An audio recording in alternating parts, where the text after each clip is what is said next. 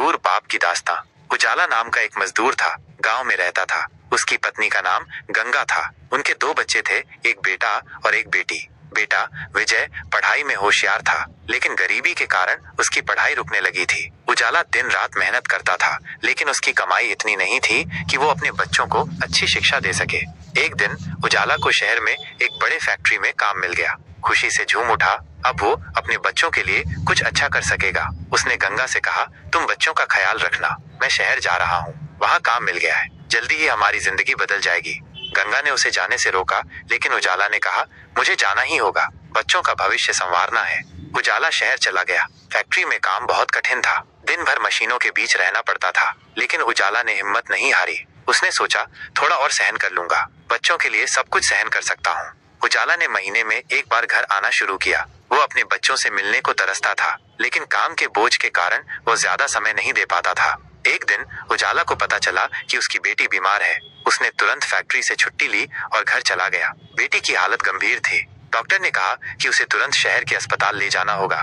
उजाला के पास पैसे नहीं थे। उसने फैक्ट्री में उधार मांगा, लेकिन किसी ने नहीं दिया। वो बेबस हो गया। उसने सोचा, अगर मेरी बेटी चली गई तो मैं क्या करूंगा। अंत में उसने मजबूर होकर अपनी बेटी को बेच दिया। एक अमीर आदमी ने उसकी बेटी को खरीद लिया।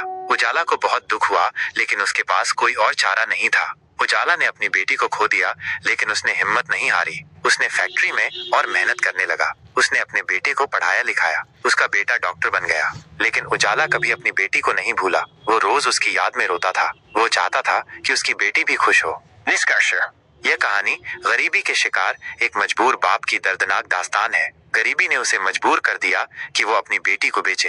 ये कहानी हमें बताती है कि गरीबी कितनी भयानक होती है। ये हमें ये भी सिखाती है कि हम सभी को गरीबों की मदद करनी चाहिए।